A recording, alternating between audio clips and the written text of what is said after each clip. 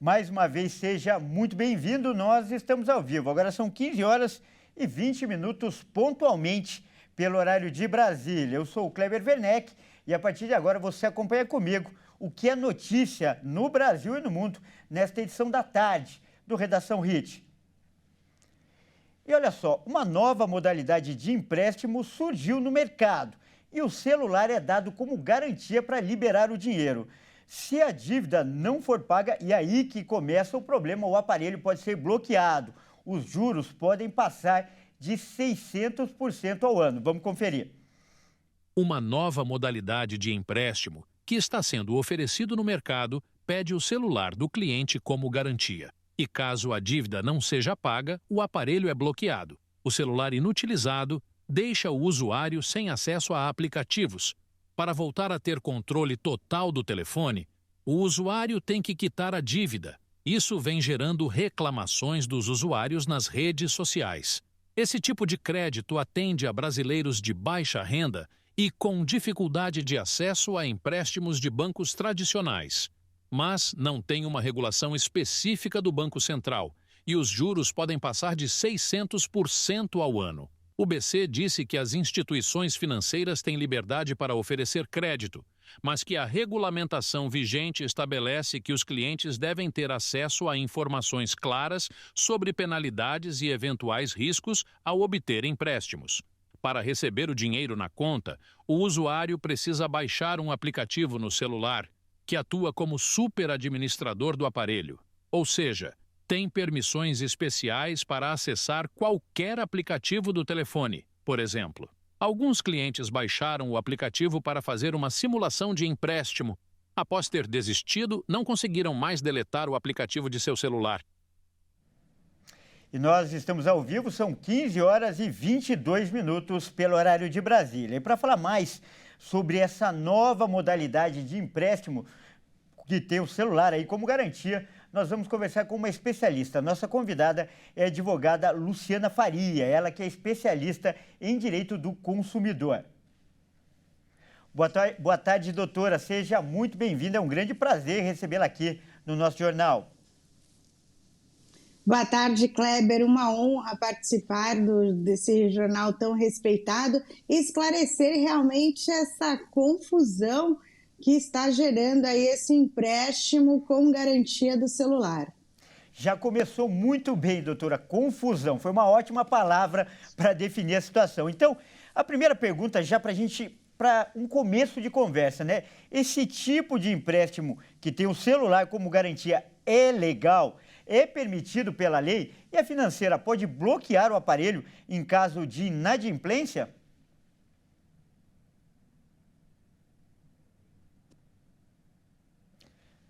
Nós perdemos o contato aí com a doutora, daqui a pouco a gente volta aí, então, para falar mais sobre esse assunto.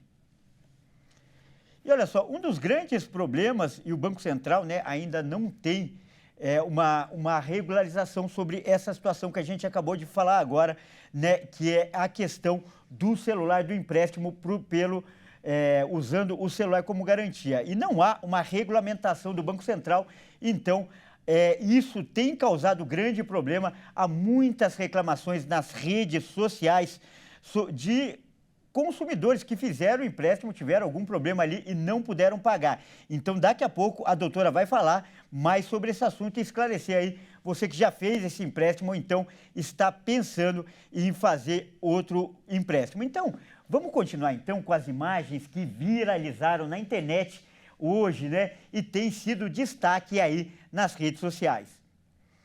Olha só, a gente vai começar falando aí do Rio de Janeiro, né? Na famosa Barra da Tijuca, na zona oeste do Rio de Janeiro. Olha só esse caso, né?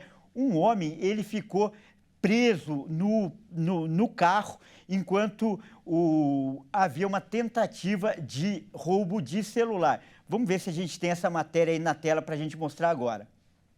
A Polícia do Rio investiga imagens que circulam nas redes sociais de um homem pendurado na janela de um veículo na Barra da Tijuca, zona oeste da cidade. No vídeo, o carro circula em alta velocidade, sem outros veículos próximos, enquanto o homem segura o vidro do motorista com as mãos. Testemunhas que passavam no local afirmaram que o homem tentou pegar o celular do motorista em um sinal na Avenida Salvador Allende, mas ficou preso e acabou sendo arrastado. A Polícia Militar afirmou que o batalhão realizou buscas, mas nada foi encontrado. Os agentes informaram também que o motorista não realizou boletim de ocorrência ou fez contato com a corporação.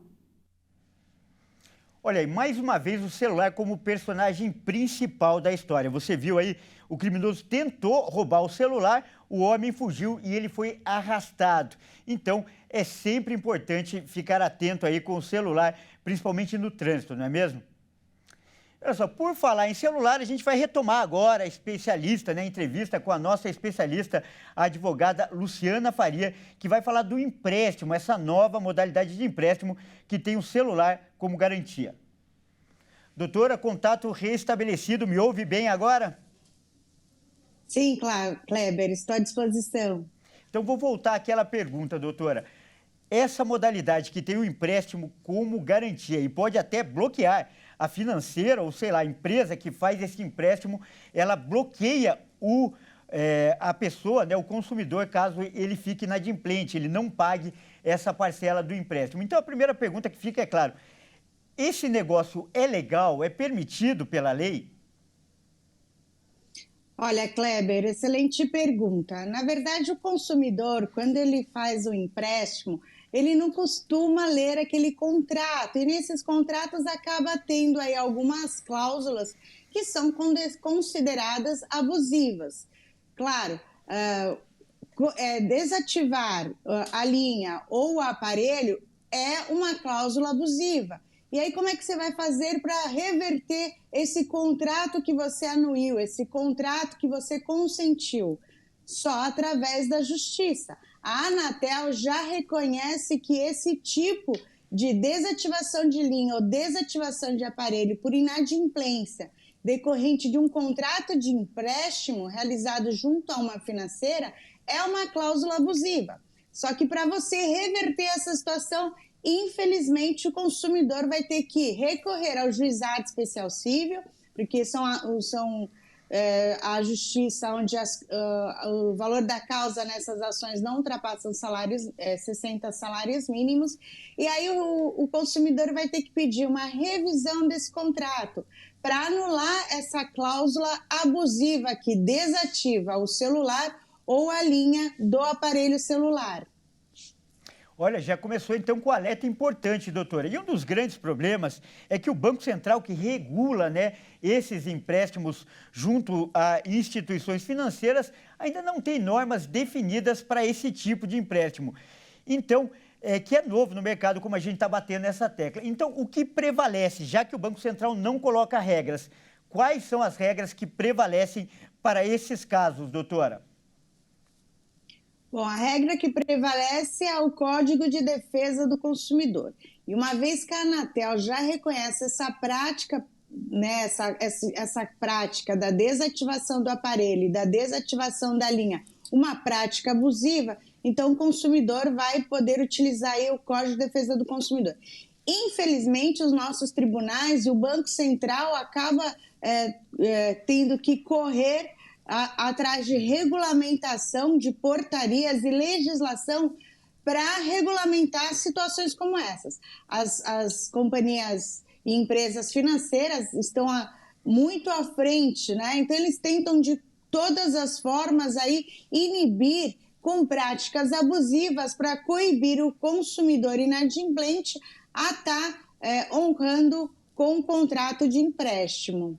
Correto. E o perfil mais comum, né, das pessoas que recorrem a esse tipo de empréstimo são consumidores de baixa renda. O problema é que, em alguns casos, são cobrados juros de até 600% ao ano. Essa cobrança também é abusiva, doutora?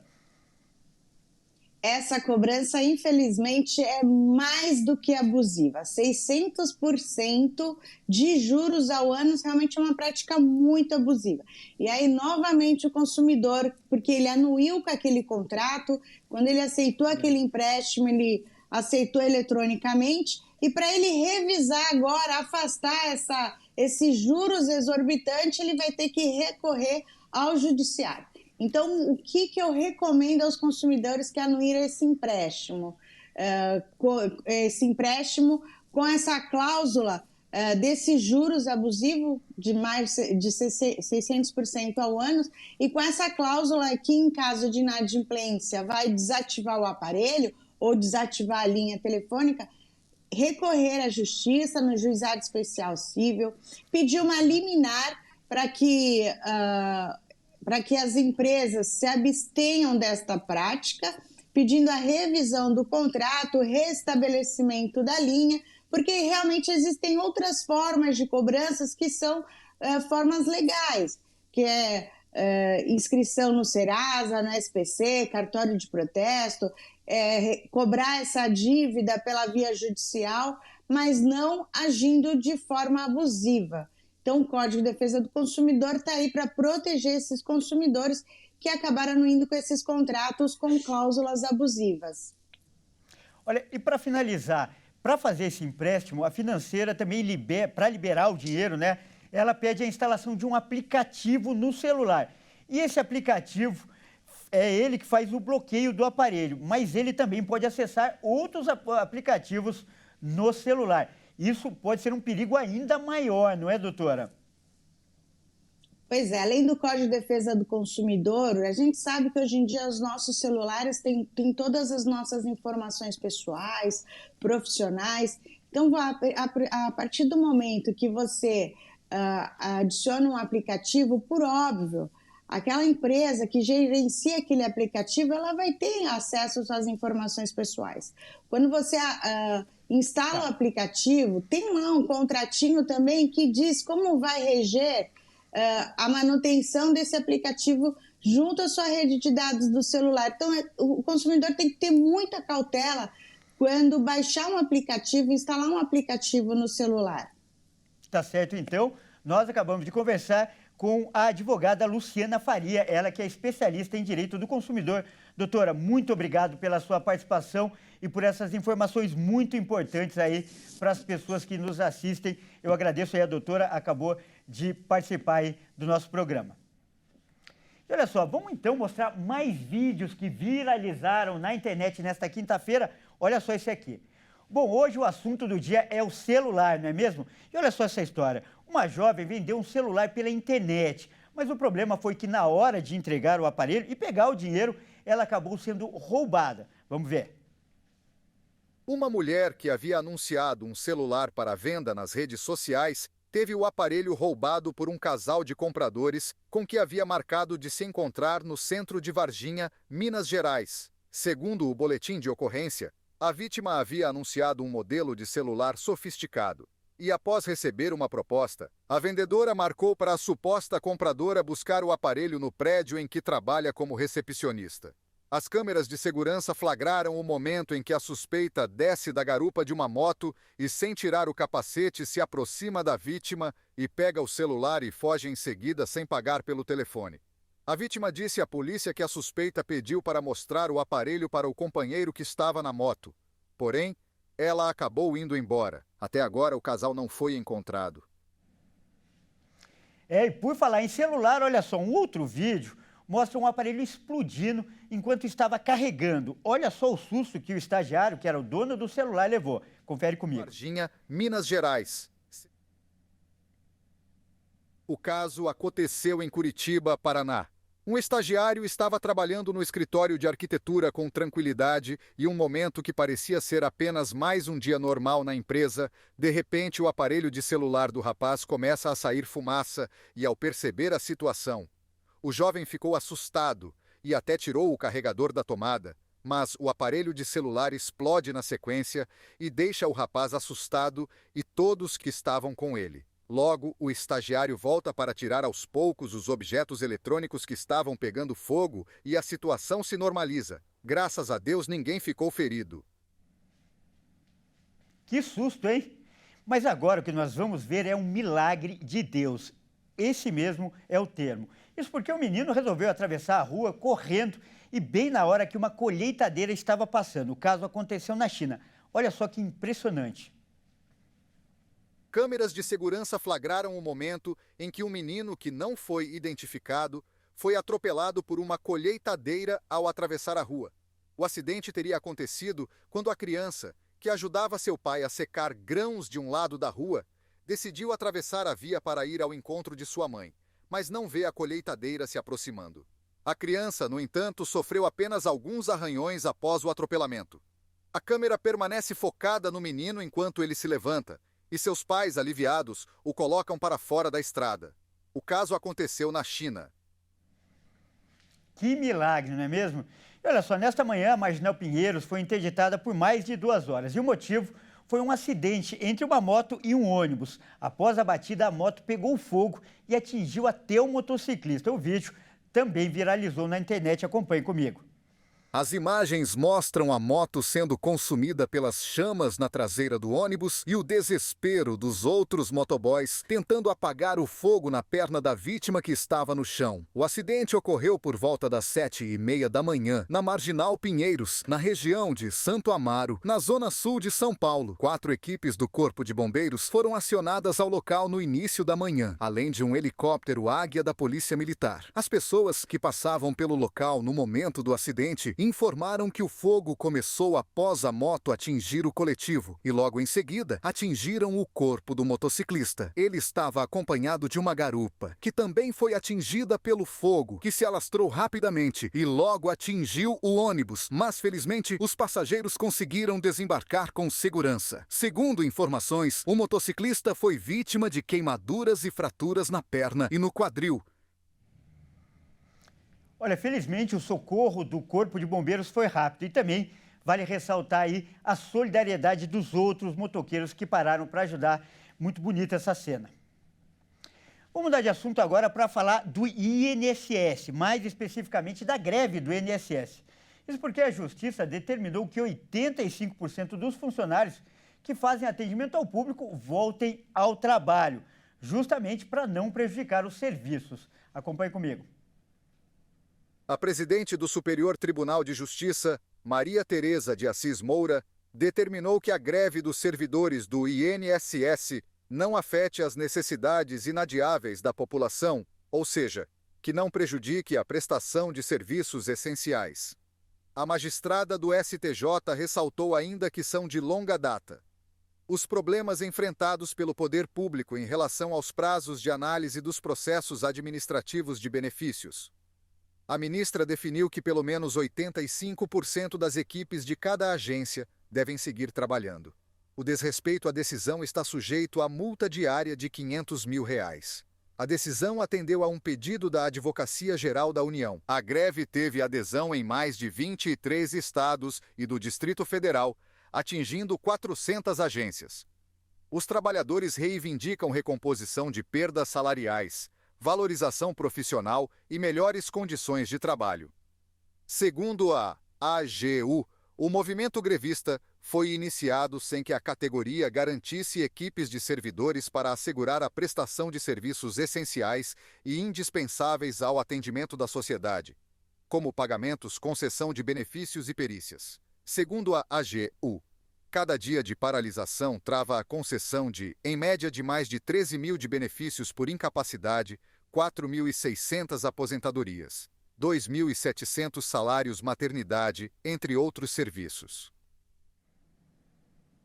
Agora vamos dar um giro com os nossos repórteres pelo Brasil. Eu começo lembrando que hoje é o Dia Mundial da Prevenção contra o Afogamento. Aliás, você sabia que o afogamento é uma das principais causas de mortes acidentais no mundo inteiro? E o pior, as maiores vítimas são as crianças. Então, para falar isso, nós vamos conversar agora com o nosso repórter, o Wellington Pael. Vamos aqui no telão, ele que está em um clube lá no Mato Grosso do Sul. Boa tarde, Pael. Boa tarde, Kleber. Boa tarde a todos. Os afogamentos em praias, piscinas, rios e represas são a causa de mais de 5.000 mortes por ano aqui no Brasil. Crianças e jovens do sexo masculino são as principais vítimas. E na faixa entre 15 e 21 anos, o número de mortes é 17 vezes maior do que o de mulheres. Para falar um pouco a respeito desse assunto, eu vou conversar com o Tiago Rufino, que é bombeiro civil e também guarda-vidas. Tiago, quais são as principais causas de afogamentos? Boa tarde. As principais causas de afogamento seria o consumo excessivo de álcool. 46% dos óbitos de afogamento ocorre por pessoas que acreditam ou acham que sabem nadar. Entram em lagos, rios, piscinas, sem conhecimento. Acidentes que podem acontecer. A pessoa entra sem conhecimento, pula de ponta, se machuca, pode bater numa pedra, pode ocasionar isso daí para o resto da vida dele, carregar essa sequela. As principais causas seriam essas, né? As pessoas têm que ter mais zelo, mais cuidado, a prevenção, prevenir para não se afogar, educar, ter uma educação, ter uma educação de questão da água, ter respeito pela água. Porque o afogamento ele é muito rápido, ele é muito silencioso e rápido. Agora, no caso das crianças, por exemplo, há um cuidado especial. As pessoas, os pais principalmente, com algumas boias, têm aquela falsa sensação de segurança. Mas algumas podem trazer, inclusive, mais risco para a criança. Sim, essas boias elas dão a falsa sensação de segurança. A boia, aquela redondinha mesmo, inflada com ar, ela pode ocasionar a pessoa estar confiante ali, está brincando, vai para o fundo ali, está confiante, né, naquela boia. Aquela boia pode virar, pode acontecer, a pessoa perde a noção de espaço ali dentro d'água, se apavora, acaba a água entrando por vias aéreas, acaba se assobrando mais, perde a noção e pode acontecer o afogamento. Aquelas outras boias de braço também, ela pular, a boia pode sair. Aqueles coletinhos infláveis também, de ar, a pessoa está confiante ali, pode estar furada, a pessoa não percebeu, está ali brincando, murchou aquilo ali, a pessoa se afoga. O melhor mesmo para a criança é aqueles coletinhos, que ele é tipo uma espuma. Aquilo ali é seguro, e a questão de criança é mais ou menos um braço de distância de uma criança, é 100% atenção na criança. E a questão dos rios é aquilo que você falou, tem que conhecer o local onde você vai nadar, né? E por conta também da correnteza e por conta de alguns rebojos também, que ela puxa a pessoa para baixo, não é isso? Sim, os rios, agora vamos entrar agora na época do verão, muita gente sai para se divertir com a família, aproveitar ali, então tem que conhecer o rio. Se não conhece, respeite, não pula de ponta, entra devagar, procura saber ali, talvez tem um lugar ali que pode te puxar, você não conhece. Cachoeira, a pessoa chega ali, pula, a cachoeira pega, você perde a noção dali onde você está. Então tem que ter esses certos cuidados a questão de rios, que o ano passado, em 2023, teve cerca de 27 óbitos no Mato Grosso do Sul. Uma estatística tão ruim para nós, né? Pois é, Kleber. Então hoje é dia 25, que é comemorado aí o Dia Mundial de Prevenção ao Afogamento. Uma data importante que merece todo o respeito e atenção para quem vai se divertir em rios, piscinas ou no mar. Eu volto com você aí no estúdio. Muito importante essas informações aí que o Pael trouxe sobre afogamento, não é mesmo? E esse é o lema do nosso jornal Prestação de Serviço. E do Mato Grosso do Sul nós vamos para Santa Catarina, porque hoje também é dia da agricultura familiar. E a nossa repórter, a Michele Veiga, está em uma feira só com produtos de pequenos produtores. Vamos ver?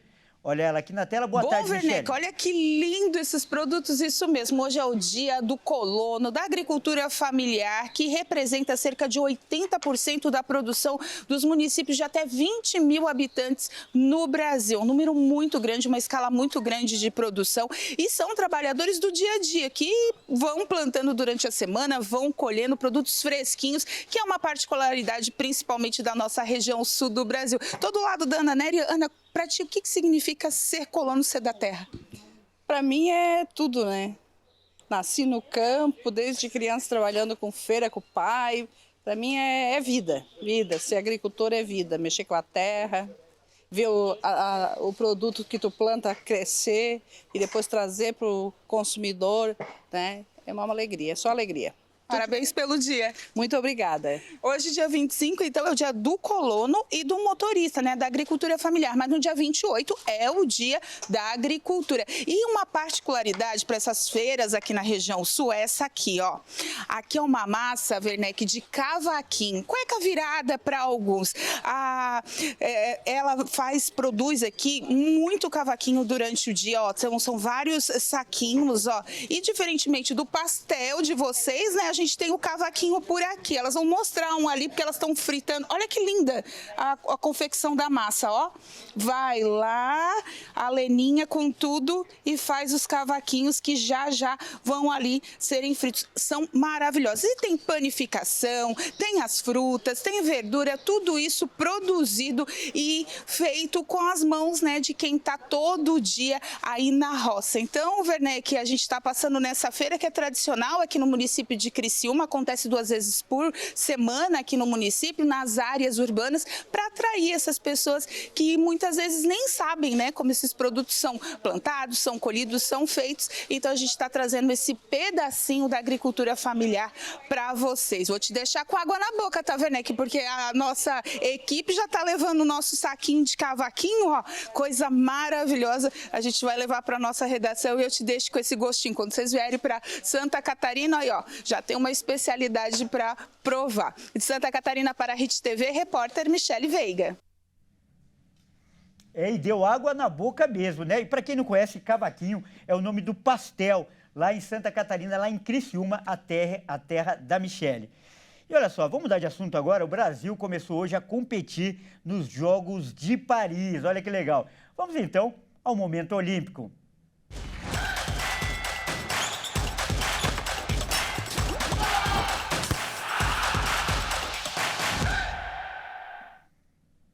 E quem vai trazer as informações para a gente, como acontece todos os dias, é o repórter Fernando Jesus, só que hoje ele não está aqui no estúdio, ele está lá em Itaquera, bem em frente ao estádio do Corinthians. Vamos ver. Boa tarde, Fernando. Inclusive tem jogo hoje, o Brasil está jogando nesse momento, Fernando, conta para a gente.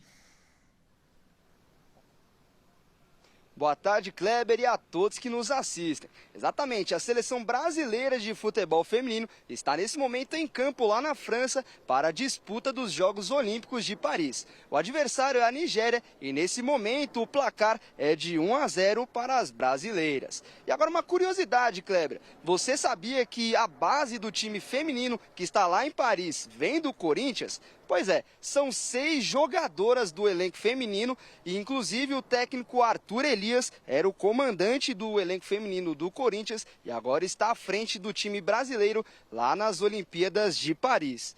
Outra curiosidade, Kleber, é que o maior público, o recorde público de jogadores femininos aqui na Arena Corinthians foi lá em 2023 na final do Campeonato Brasileiro contra a Ferroviária. Naquele jogo, foram 42.326 torcedoras presentes aqui nas arquibancadas do estádio. Mas, além do futebol, outras modalidades começaram a disputa hoje, Kleber. Tiro ao arco, handebol e, é claro, o futebol feminino. Inclusive, já começamos batendo recordes. Vamos conferir. A estreia do Brasil foi logo cedinho, às 4h30 da manhã, no horário de Brasília. Ana Luísa Caetano, de apenas 21 anos, foi a primeira atleta brasileira a competir. A arqueira já estreou quebrando seu recorde pessoal. A brasileira ficou na 19ª posição entre 64 atletas e conseguiu se classificar para a próxima fase. Já no masculino, Marcos de Almeida, atual líder do ranking mundial, ficou em 17º e passou para a próxima fase. O atleta é grande esperança de medalha para o Brasil. Mais tarde, a seleção feminina de handball venceu a Espanha por 29-18 com uma bela atuação de todo o time, mas especialmente da goleira, Gabi, que fechou o gol defendendo 14 de 31 arremessos das espanholas. A manhã do Brasileiros em Paris não poderia ter sido melhor. O bom desempenho no primeiro aumenta o otimismo da torcida para que o Brasil consiga ainda mais medalhas do que em Tóquio. Kleber, e nos últimos 20 anos, o Brasil investiu 40 bilhões de reais em esportes olímpicos e conquistamos 351 medalhas. E, além disso, a maioria dos atletas que estão lá em Paris recebem auxílio financeiro do programa Bolsa Atleta. Desde 2004, o Brasil destinou quase 43 bilhões e meio de reais a todos os esportes olímpicos. E o resultado foram 84 medalhas olímpicas, sendo 25 delas de ouro. Somando com as Paralimpíadas, o país conquistou um total de 351 medalhas, com 112 de ouro. Para os Jogos Olímpicos de Paris, deste ano, o Brasil conta com 276 atletas. Desse total, 241 são beneficiários do programa Bolsa Atleta, representando mais de 87% da delegação. O ministro do Esporte, André Fufuca, afirmou que o Bolsa Atleta é um incentivo que vai diretamente para o atleta e que isso faz toda a diferença na preparação para o evento. As empresas privadas contribuíram com cerca de 6 bilhões e meio de reais, que correspondem ao patrocínio de marcas por meio do Programa de Incentivo ao Esporte do Governo Federal, a partir de renúncias fiscais. O setor privado, inclusive, deu um salto nos investimentos no evento nos últimos 3 anos. Com recursos, somaram quase 2 bilhões de reais. Uma pesquisa demonstrou que há uma relação direta e proporcional entre os investimentos em esportes olímpicos e a conquista de medalhas. Segundo o estudo, houve uma evolução crescente dos investimentos ao longo dos anos. Desde o ano passado, o Brasil investiu 1 bilhão e meio de reais, resultando em 10 medalhas nos Jogos Olímpicos e 33 nas Paralimpíadas. A lista de atletas beneficiados pelo programa, neste ano, inclui nomes de destaque como Raíssa Leal, do skate, a jogadora de futebol Marta e Beatriz Haddad, do tênis.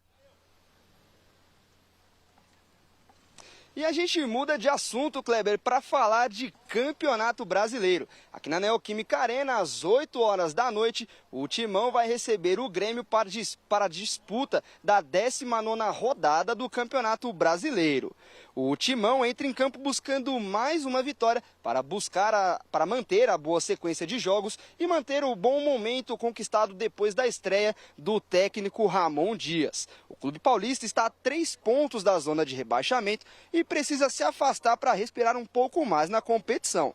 O Grêmio também não vive a sua melhor fase no Campeonato Brasileiro e está na 18ª posição da tabela na zona de rebaixamento e busca se afastar e se reerguer na tabela. O Corinthians vai a campo com 2 desfalques pelo 3º cartão amarelo. O zagueiro Gustavo Henrique e o volante Alex Santana, que estreou no penúltimo jogo do Corinthians, não estarão em campo para ajudar o elenco.